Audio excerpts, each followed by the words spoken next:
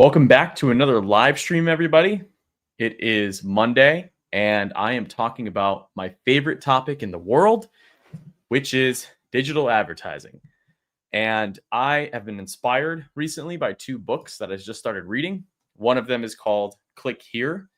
This is a book by the CMO of Meta, and he really talks about how to really understand the full path of bringing a user from just awareness to a loyal customer. So this is one I just started reading right now, and I highly recommend it. And then the second one that kind of got me thinking more about advertising just in general recently is this book called The Advertised Mind. So this is one that I'm going through right now that I really, really love. As you can see, anytime I read a book, I highlight things, because when I highlight things, I'll go back and I'll just figure out what my favorite parts were from the book. And then I can use those things in the near future. So these two books really got me thinking about advertising way differently recently. This one I haven't finished with. This one I'm almost done. However, spoiler, that a lot of the things that I'm already talking about on my YouTube channel, or if you've worked with me in the past, or if you've watched my stuff, or if you've seen my work, a lot of it includes a lot of these things already baked in. However, there are a lot of things that I haven't baked in, and so I'm always learning new things.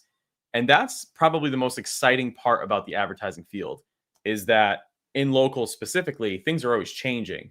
Seasons are changing, offers are changing, businesses are changing, management's changing, you're changing, your skill sets are changing, the tools that you use to access these different things are changing. So what I figured I would do today is I would go live and I would actually go through some of the planning that I do when I actually work with a local client. Now, it could be for any vertical that you're working with. It could be for any type of business that you work with, but the framework is never different. There's a lot of people out there that mention you should work with just one type of business, and that's okay if that's what your goal is. But the framework that I'm going to show you here today is basically going to be able to work with any type of business of industry agnostic per se. So I have this nice little presentation up here on the screen, as you guys can see, and I'm going to be going through it very, very methodically and very scientifically so you can really understand how this stuff works. To get started, this is kind of my sketching that I'll do when I start working with a customer directly. What I'll do is I'll set up this board. We use something called a vibe board, which is a really nice product that you can purchase. And basically what it allows you to do is it allows you to have a smart board, as you guys can see here. And this smart board allows you to communicate and collaborate directly on it. So a really, really great way for you to exercise with your customers what their messaging is going to be, etc. Now, this is really what I'm going to be talking about today. A lot of this stuff here, as you can see, showing you some really great examples. Showing you some offers, showing you some pages, showing you some ads, showing you some targeting, things along those lines. And really all of it breaks down to the scientific advertising model that I've been talking about directly on my channel. However, if you look and see what I was talking about here, is that whenever we advertise a service, we really focus in on each service specifically. We never try to just do a bunch of ads for just one business. It's really a bunch of ads for different types of services of those businesses. Because as you can see, depending on the vertical of a business, whether they're doing kitchens, whether they're doing bathrooms, whether they're doing exteriors, the numbers all change for those different types of things. For example, the average sale of this would be a lot higher than the average sale of this. And so therefore, the amount you should spend on advertising is always going to change. The right amount to spend on advertising is how much you're willing to pay to get a customer. Most businesses don't know what that number is because they don't understand their lifetime value of that customer. That's why I love working with different industries, because for a restaurant, that's going to be different for a chiropractor. And more recently, somebody that we've been working with, which is a psychiatry business, their return on investment from a customer is way different than a plumber is going to be. So understanding that lifetime value allows you to set that budget, hence why you need different budgets for the different types of services that you're going to offer. So I'm going to show you how to get clarity around that today. So just by looking at the numbers, right? If they sold a kitchen, they're going to make 70K. They close about 33%. They've done about 500 kitchens. If they sell a bathroom, they're going to make 30K. They have a 33% ratio here, but their close ratio lowers when it comes to the exteriors, likely because there's a lot more competition. So those are pretty important things for you guys to know. And so when I go into some of the mathematics here and how that works and how I actually use this information to persuade the customer to work with me, and by persuading, I tell them and I give them confidence, I instill confidence into their business, something really critical that you should be doing. I inspire them to want to run ads, because as I read hundreds of these different books here, I start to realize how foolish it is to not do it. In fact, back in the day, you had to run TV ads to get noticed, and that cost so much money. Now everybody can boost posts on Facebook. So the opportunity is pretty tremendous. But if you don't get excited about it, if you, behind that camera right there, if you don't get excited about it, your customers aren't going to be excited about it because they buy your energy. In fact, the person who's the most clear and confident in what they're doing will often lead the conversation. So if you're going into a meeting and you're not sure and you haven't done your research and you don't know if it's going to work, they're not going to run the ads. They're not going to give you money. So I want to make that super clear. It's a skill set. It's a finesse. Then when we go through, we really start to look at, okay, what is the market valuing of each of these things? So in my last videos, I showed you guys how to use SplashDash to run sentiment analysis, which will basically tell you what they value of each of the different types of services. And then we start to plan based on that, right? We start to plan if they can even advertise in that area, if it even makes sense based on their reviews compared to their competition, because we don't want to blow the customer's money. We don't want to throw their money away. That's like going to a casino. And the news is out. You should and shouldn't advertise depending on certain circumstances. If the business doesn't clearly understand their LTV, don't advertise for them. If they don't have a great offer, don't advertise for them. If they don't have media, don't advertise for them. And we're going to talk about the difference between commoditized and non-commoditized services in just a second here, if you're doing this for people. And one of those is clearly having the visuals that are needed. Now, I've been working on some pretty cool AI stuff that I'm going to share with you guys in the near future that's going to allow you to not even have to go do some of these photo shoots and create hyper-realistic ads using a tool. And so therefore, if they have this stuff and the reviews are above average and they clearly understand their LTV and they clearly know what to pay for a customer, you can set a budget. And that budget, just so you guys are aware, is the most they're going to spend. But oftentimes, I'll keep increasing the budget if they're getting results because I'm paying attention to the momentum when they start running the ads. And I'm going to talk a lot about keeping the momentum going. Clients will pause ads because they don't think they're working. And it is your job to tell them that it is working often. The more you do so, the longer they're going to run the ads. In fact, in the advertised mind, this guy was doing TV ads in his time. I think it was like late 80s, early 90s. And the key way that he would prove to his customers that they were getting a return on investment was he would randomly cold call people and ask them if they saw a TV ad and if they had made a purchase. Imagine you were in that world. Imagine you had to call random people in the phone book and say, hey, did you see this Facebook ad? Did you end up going there? Thousands of phone calls he would make to prove that the advertise worked. And oftentimes businesses would say they weren't. However, their sales and their leads would say different. So it is important to understand as a concept of your mental framing here that customers are immediately not going to think things are working. They're going to credit themselves. They're never going to credit the advertising. So just be very cautious about that. And that's why I like small momentum. And then let's go over to some of the metrics here that I typically get. This is what a sketch will look like when I start working with a customer, is really just understanding some of this information at that level. Now, I want to talk a little bit about what's commoditized and what's valuable to do as a service for an agency right now. So on the left side, you have commodity, which basically means people really shouldn't pay for this information. On the right side, you have value. And this is really what customers are going to start investing their dollars in. I personally believe anything on the left side here is all going to be done through AI. It's probably already done through AI. In fact, most of you watching this video probably can do all of those things with AI. It's really not that difficult. Email marketing has become easier. Blogs have become easier. Ad copy is a joke. SEO pages is easy. But on the right side is really where you can generate value for the customer. Now, a lot of the times you're spending 80% of your time doing things that aren't effective at all and not really driving the needle. The key to a solid advertising and digital marketing process is focusing on the things that are going to generate a tangible result for the long term or the short term, if that's the case, if you're issuing a painkiller, quote unquote. So video production and photo, custom graphics, troubleshooting, right? AI can't troubleshoot for your customers yet. That's just not going to happen. AI is not going to contact Meta support. AI is not going to merge your pages. AI is not going to fix a suspended listing. In fact, if you're doing SEO right now, you probably are extremely frustrated with Google Business's new video verification.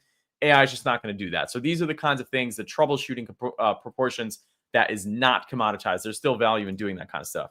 Automation. AI is not going to set up a Zapier automation to solve a bunch of problems. And most importantly, AI is not going to attend client meetings and handle your client relations. So take a cold, hard look at this list and tell me, which ones are you still doing that are commoditized versus value? A truly valuable service in today's world is going out, getting the photos and the videos, creating custom graphics, as I'm going to show you, troubleshooting what's working and what's not, and understanding what they're really spending on marketing, giving them creative strategy, not just tasks. Guys, please stop thinking in tasks, right? You're not doing tasks for the customers. You're giving them an outcome. And hopefully that outcome is a definite result of what you're doing. And you're proving that step by step by step using some of the stuff that I'm going to show you here today. It's very easy. None of this is expensive. This is all actually free. You're probably getting this data anyways. I'm just going to show you how to leverage it to keep customers for long term. And then, of course, your client meetings and relations. And that is what's going to be commoditized versus what's not going to be commoditized. Now, I have launched a software product called SplashDash. As many of you may know, it is an early access product that I am working on and I'm engineering for it to be really successful over the long term. So important for me to understand in my own business, because I'm going to be using this stuff, right? How much do I want to pay for a customer? Well, right now we make $29 on an average subscription of SplashDash. Now, that may not seem like a lot of money to you guys, right? And it's not. So I'm willing to spend $0 right now to acquire a customer. But the way that I'm going to do that in the first 2 years is going to be through organic methods, which is just telling the world we exist, right? If you're not telling the world you exist, how could you ever find out? How could someone ever find out about you? It's incredible how much in these books, these kinds of books, they talk about how business owners like myself and yourself, you behind the camera, are stuck thinking that customers are just going to find us. And it's like marketing principle number one. You open your doors, you wait for grand opening, you get your LLC, you buy your insurance, you open, you have a grand opening, the ribbon, you sit back and you think customers are just going to flock to you because you're amazing. That is a bias that you think your thing is great. So for me, I'm thinking about this more in how much am I going to be willing to pay for a customer when it comes to SplashDash? Granted, we've been doing okay and the product is getting better in its early access. I'm trying to develop it long term to make sure that it generates real revenue. So from there, when we turn on advertising, I better know and I better take the advice from these books, of which what I'm teaching you here today. So right now, any of the information that I'm telling you about is specifically localized to customers, but I'm thinking about this too long term for my own product.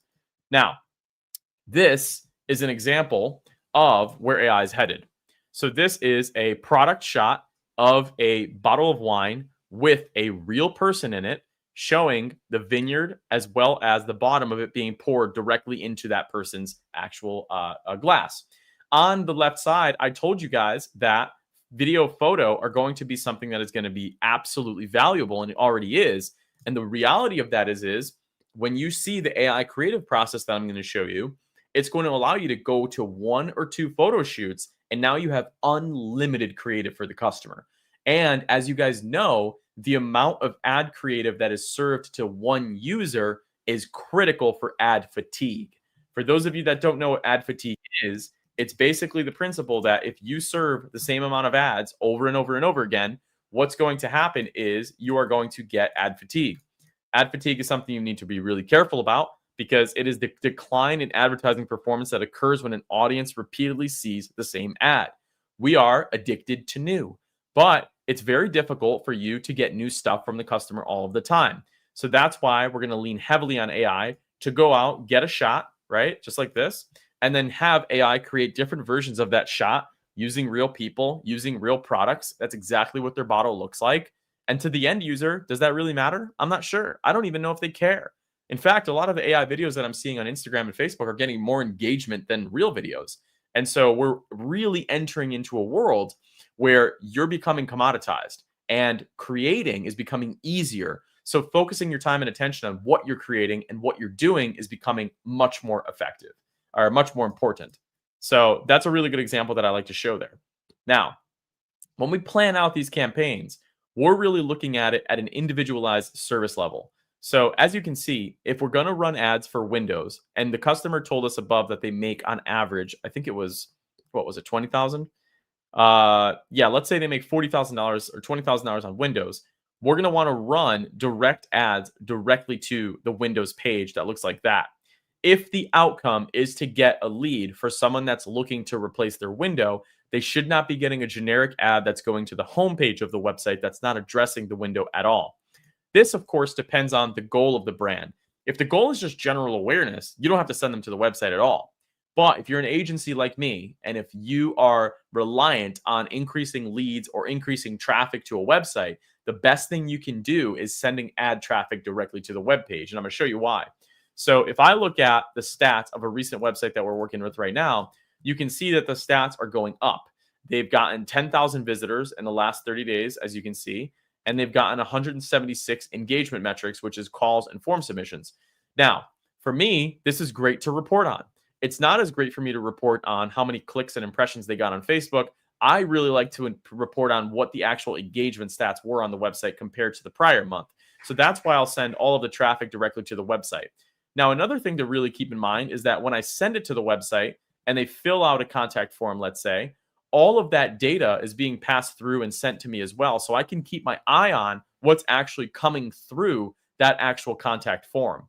That is the small momentum that you want to build with your customer, is that you really at a detailed level want to understand who's coming through that website, what they're saying, and the quantity of them coming through that website. Every time that happens, every time I find this literature, I'm actively seeking how I can continue to sell my customer my value. That's the difference between me and you. If you're doing this and you haven't done this really well and you don't feel like you're doing this really well, is you're not continuously finding reasons as to why the customer should stay with you.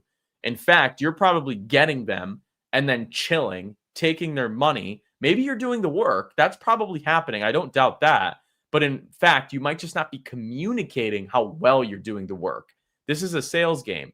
And so I want to send the traffic to the website, see everything that's coming in at all times, and then constantly communicate that with the customer so I can better understand if they're doing well. So it's not a shock if they come to me and say, hey, we're canceling service. And I'm like, oh my God, what happened?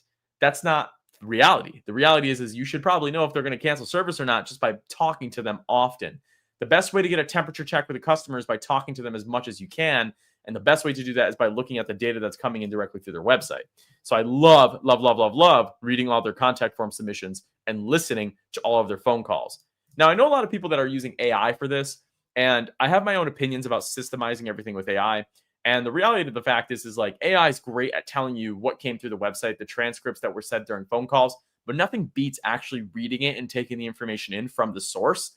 That will give you the most information that you can. So when we plan these things, right, we're starting with a sitemap, and each of these different pages, we're coming up with a design that's going to make the most sense. Now, when we start working with a customer, one of the main things that I do is I start to really ask them what things they want to focus on. And then I'm carefully thinking in my mind what we should advertise and what we should not advertise. Very important. If the return on investment of the service is tiny compared to the other ones, don't advertise it. But ultimately, one of the most important ways I decide what we should advertise or what we shouldn't advertise is the season, because seasons change and people's purchasing habits change on seasons. Retailers will spend most of their money during Black Friday and during Christmas because that's when people have their credit cards out ready to buy. So that's where I will heavily lean on the trends inside of SplashDash, or just asking the customer what seasons come and what they go. Because one of the key metrics that I use to actually gauge how effective advertising is I gauge the year over year performance of something. So if we got 100 contacts last year, we got 100 contacts this year, that's a 20% increase in leads. We're spending this much more in ads. It's working. Now, last click attribution, guys, is not a metric that you should be really focused on. And I'm going to tell you why. Because if someone sees a Facebook ad and then they see you on a billboard and then they see a truck and then they see a mailer and then they see your name and then someone recommends you, the customer is going to tell you it was referral, even though a lot of the work that was actually done was from the advertising itself. So I really like to understand the narrative of the story of how people find you. So when I'm thinking about which ones I'm going to run ads for, I'm often thinking about the seasons. So when you think about the seasons, right, this is for window replacement. When you start thinking about the seasons, it would be kind of foolish for me to advertise for window replacement right now. So I'm taking that information and I'm advising the customer. And they know this too. Exterior work in the winter just doesn't make sense for us. The data proves that. However, here are the things that you should be focusing on when the season hits. And for this customer, it's basement refinishing. Now, I know this may sound repetitive because I have other customers that I've recently talked about that's doing basement refinishing. But the fact of the matter is I'm using trends data to really understand what to advertise and what to advise for the customer. It would make more sense to start advertising this service in February if search demand is going to start spiking for it. I want to put your brand in front of where search demand is going to start going high from. The problem is you may go to meetings and you're not prepared with this information. You may not know this data. You may not have anything to back your lips. You're just basically saying things, and that's really not going to get you far. You're going to blow the client's money that way. You've got to be very careful with that. So I want to bring you guys through some of the questions that I ask when I meet a customer, because we just signed up a new customer last Friday. They're coming in this Friday to start their advertising with us. And the advertising that we do typically includes this process that I'm kind of showing you here, but then also making sure it goes to their website and we can check the conversions of their website, etc. So the seasonality is really important. Now, as I take that data into GPT, I can start to see a lot of the keyword phrases and what the seasonalities are of those keyword phrases. And as you can see, the lowest months are going to be in the winter. So I'm going to stay far away from that if I want to advertise and get success here. And one thing important too, guys, that is really critical with this client in this situation, and I want to share this because it was something that I thought about that really inspired me to create the video today. When they came to me, they said that we don't want to do ads. And advertising is one of those things where you cannot just wait for people to find you. Like, it is fine and dandy that we're showing up in the search results. That's great. But that search term doesn't really get that many clicks. That doesn't get that many searches. If I were to open up their Google Search Console and see how many people are searching for these different types of phrases, you can't build your business based on that. I've made past live streams where I've showed you guys click Google Search Console click data versus how many results we're getting in ads, and it's actually mind-blowing. If you want to build consistent leads for the company, you cannot wait for SEO results. You cannot wait for people to organically find you. You've got to go out and get them, and using sentiment data to show what they really care about and show visually how your company performs. Putting people in the ads are non-negotiable. Adding emotion to the ads are non-negotiable. A lot of the research that's outlined in this book is actually talking about how frequency is a critical component of the advertising, but liking the ad is also a critical component of the advertising. And that's why I like working with brands that already have branded search volume. Branded search volume, so you guys are aware, is basically the idea that people are already searching for that business. So if you think about this, a normal keyword phrase like window replacement is going to have a certain amount of search volume. But when you think about branded search volume, that is the number of times people search for a specific brand or branded keywords indicated direct interest and brand awareness. The reason I love that so much is because by the time I run an ad, I know that simply being, we're going to tell a bunch of people we exist, and that's going to turn into a bunch of conversions. That's my favorite customer.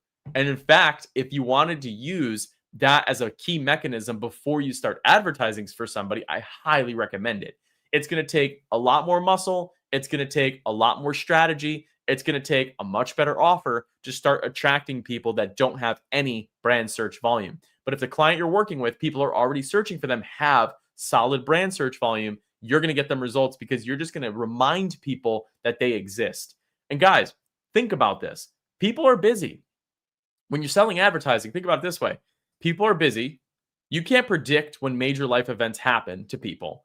Most people make purchasing decisions because they get a divorce, because they get into an accident, because they go to college, because they graduate college. These life-defining moments is what makes advertising effective, because you need to be there. Your brand needs to be there when they buy a house. Your brand needs to be there when they have a toothache. Your brand needs to be there when they can't flush the toilet. Your brand needs to be there when they need hip replacement. You cannot predict that, and you definitely can't wait for them to search for you. That's just unrealistic. And so when I position the advertising that way, it always moves me closer to getting them to make the decision to commit dollars towards the advertising. And it's very difficult to do that with some businesses that have done very successful without it. But that principle there has changed my life. Basically just telling them you cannot rely on searches to build your business. Here's a really great example. And I pulled this directly inside of SplashDash of just looking at the branded search volume for one of our clients, CT Moving and Storage. So as you can see, let's go to whatever the most active is. They're getting 420 searches a month of people just searching their name.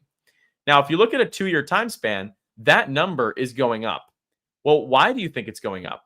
Well, I can tell you right now, a main reason as to why it's going up is because we're doing a ton of awareness. Think about it this way. The more ads that you run for a customer, in this case, I'll just pull up the ad account just so you guys can see in the flesh what I'm talking about. The more ads that you run for a customer, I'll just do maximum, and then we'll do, one of these ads. The more ads that you run for a customer, generally speaking, the more likely they're going to have that brand search increase. So if you look at an ad like this that has a frequency score of 21.59, which basically means the average person has seen this ad 21 and 59 times.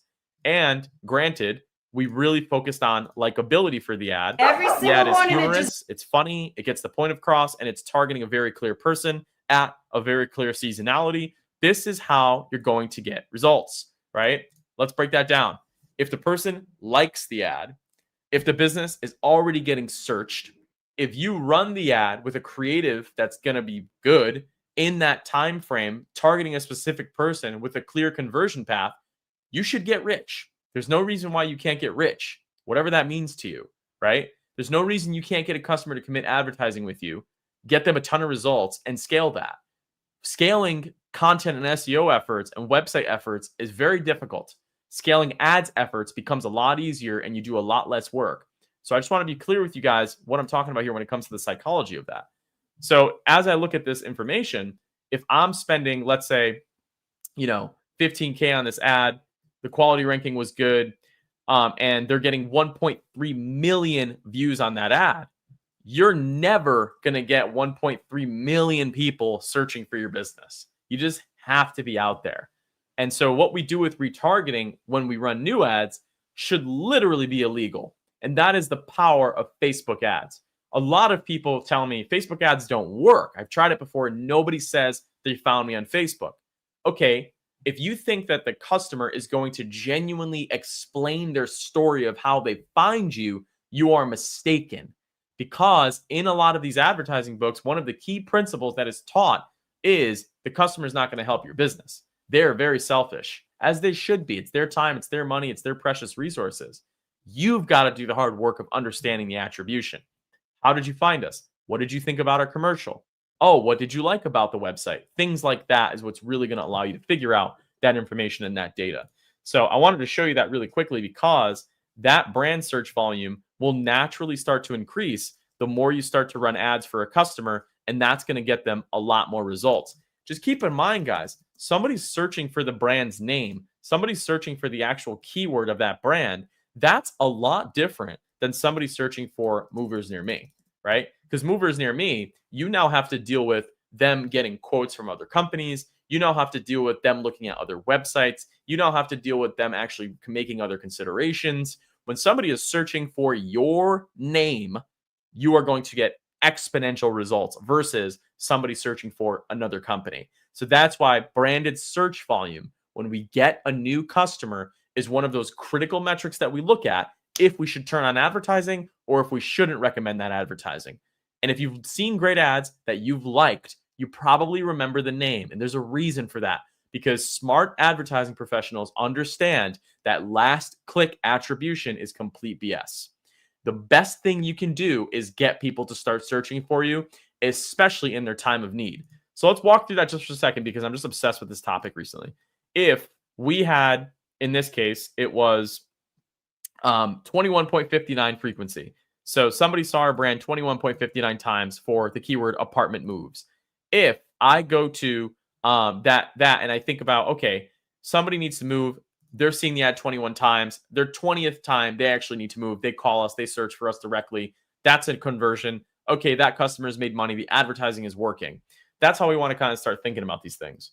So again, the SEO result stuff, be very careful with that. clients don't typically will say they're scared of the advertising, but generally I'll just walk them through that and they'll be very excited and ecstatic about it. So as we go through, we really think about the sentiment analysis when we're creating the ads that we really like. Just today, we started doing a shoot for a customer that owns a furniture business, and we're thinking about all of the sentiment of what people are going to want to see inside of the creative. And so what I do with that sentiment is really, really important. Now, a lot of the times, you may find some really basic information here, right? Okay, job, work, windows, home, quality. All of this stuff kind of sounds similar. But if you're going at this at a scientific approach, you need to know what kind of words to say in your advertising and in your marketing that's going to resonate with your market specifically. That's why we use the sentiment analysis feature inside of SplashDash. And in fact, it's one of my favorites because in this case, it analyzed 9,874 customer reviews and it gave back to me what people typically say out of the customer's own mouth, what they thought was important in a positive light. So on that page, we're going to include those keywords. We're in interest based now. We're not in keyword based. I want to make that very clear to you guys. We're in the emotion economy. We're not in the search economy. We're very much making sure that we're tying to somebody emotionally and resonating with what they want and relevancy. And so that's never changed in marketing. That's always been a big deal. But the shift of not thinking in keywords anymore and searches anymore is really one of those things that's going to take your game to the next level. So I just want to be very clear about that. So this is a report I pulled inside of SplashDash. This was the raw data. And as you guys have seen, some of the things that I've been doing in SplashDash lately is I've actually been taking that and putting that URL directly inside of ChatGPT. And ChatGPT has been really good at talking with SplashDash. So if you run a report, you can just have it extract that data directly into GPT. And then it'll tell me what to do with that information. In this case, our approach is going to be very straightforward.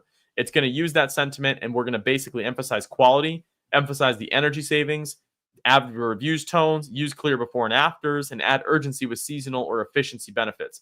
We're going to talk a little bit more about seasonal in just a second. However, doing this work is one thing. Communicating how you're going to do the work to the customer is the other thing. I always tell the people that I communicate this with that doing the work is 50%, communicating how it's done is the other 50%. If you can get good at both, you're going to be a machine.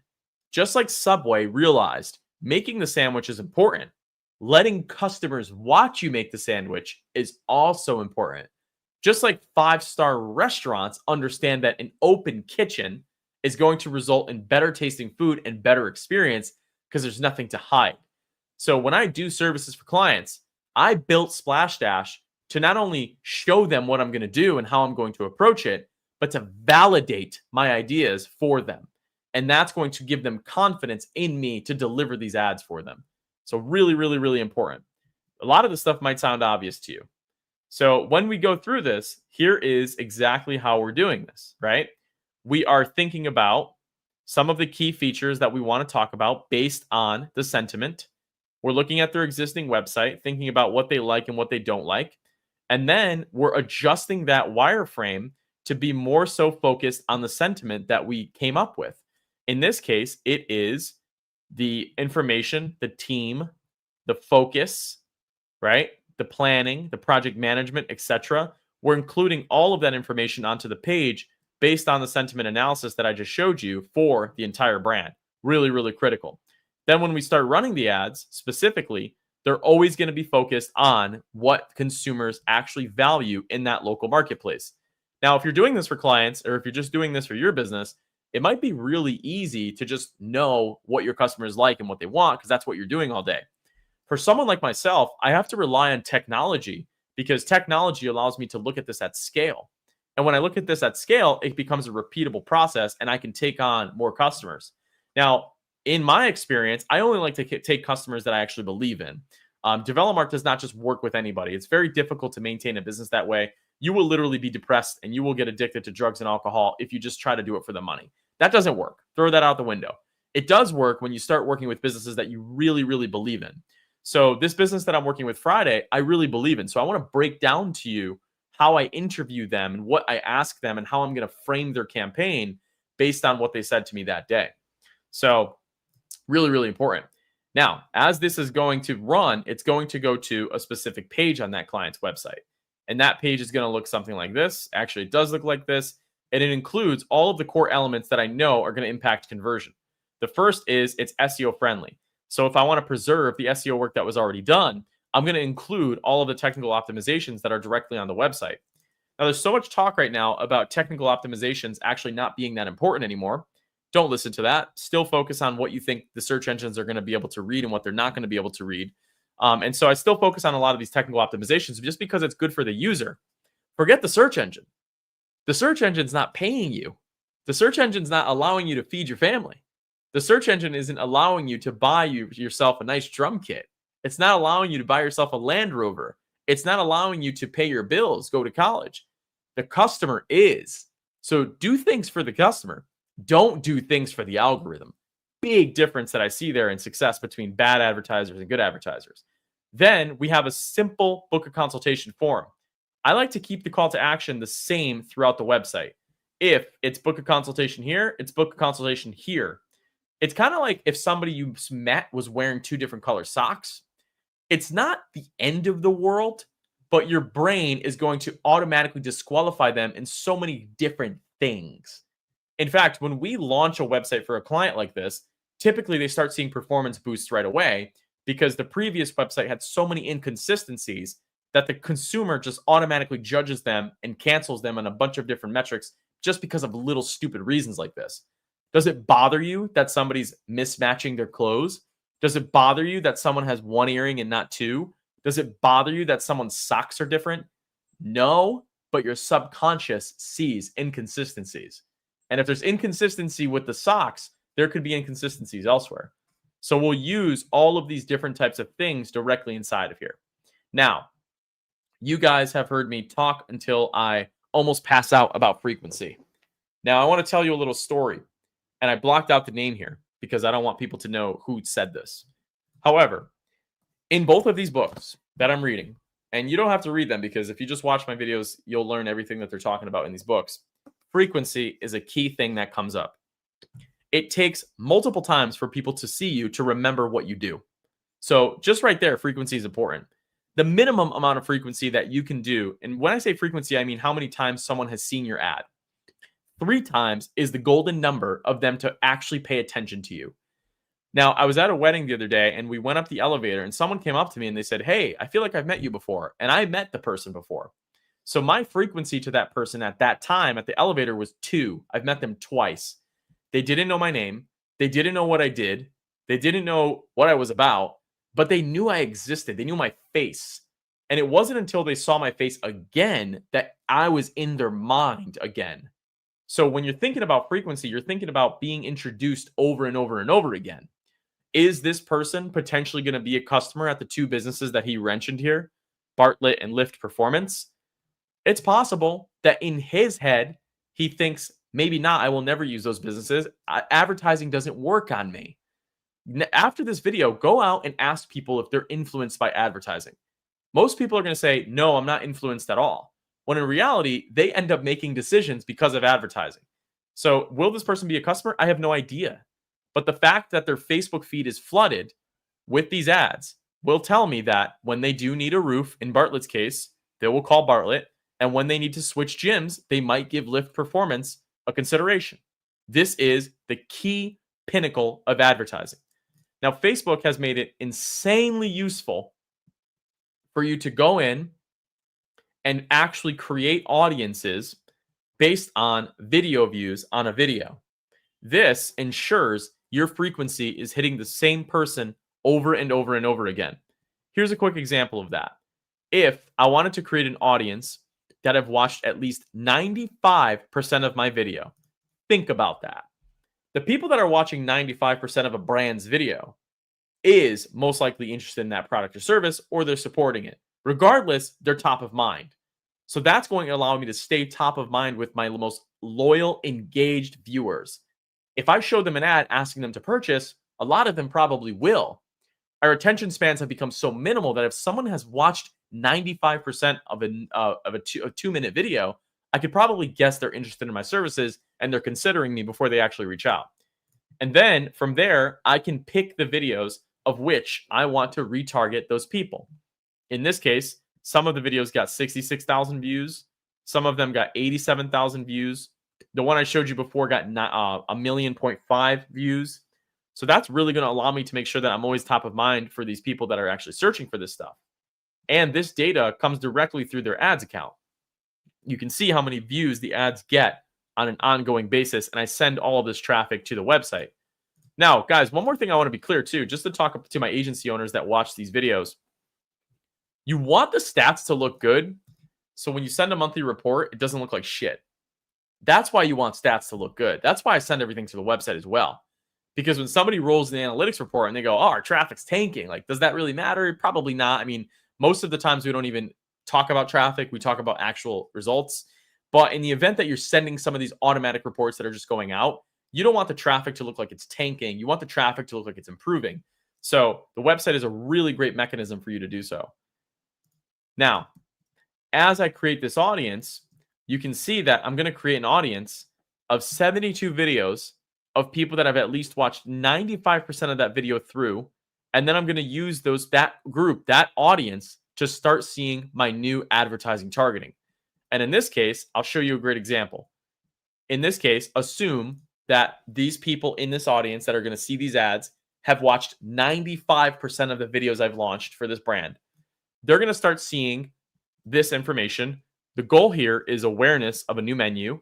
And you can see these ads are beautifully designed with nice photography that we took. These people are already engaged. Maybe they've never been there before. Maybe they have been there before. Common problem with advertising communication. And it's really the way that we're framing it as marketers. There's nothing wrong with telling existing customers you exist. Your job is not to reach a new audience every day. Your job is to remind your existing audience that you exist. Your existing audience can pay you again. That's the whole deal of lifetime value. If you're just thinking about new customers, you're being greedy. You need to think about the customers that already know, love, and trust you. These are your loyal fan base. Let them pay you more. Focus on getting your lifetime value up. Lifetime value is the number one thing that's going to allow an investor to trust your business if you want to exit. Most businesses don't want to work until they're 120 years old. They want to sell it. So maximize your customer acquisition and your lifetime value. It is absolutely critical. So if you tell people you exist at Thanksgiving, they're continuing to see your ads. They're saying comments like the one I just showed you, where this guy was literally upset that he keeps seeing our ads on his Facebook feed. When Thanksgiving comes up, they're going to say, hey, yeah, you should go check out this place because they're top of mind. If you're not advertising, they're never going to know you exist. So you really want to make sure that you're targeting your existing customers as well. There's nothing wrong with retargeting a lot of your budget. So now you can bet everyone knows this menu exists. And if I'm a betting man, I will say there's two things that sell. Seasonality, as I talked about previously in the live, and stuff that's new.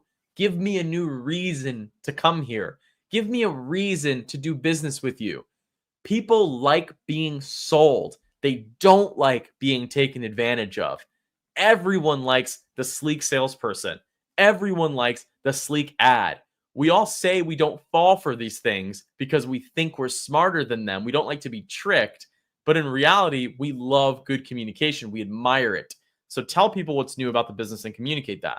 The driver, when people click through to this, is going to be to that website that has a clear menu. In this case, we put it directly there. And the conversion mechanism is going to be the phone call. Ideally, it's the guest actually going into the business. Now, I added an insight here that seasons are in motions. If you can sell seasons in motion, every creative piece tied to that is what locals are looking for. What a great positioning statement for you to have if you're working with someone on an ongoing basis. It goes like this. What's changed in your business? Let's run ads to that. Let's change it this season. You always have something that you're going to be working on with your customer. It's absolutely critical that you do so. So in my next live stream, I'm going to talk a lot about how to actually get this information from the customer, communicate it the right way, use SplashDash to set some estimates, and then actually deliver a good result for them, even if they don't have a high branded search volume. So with that being said, guys, I appreciate you watching this video, and I'll see you in the next one.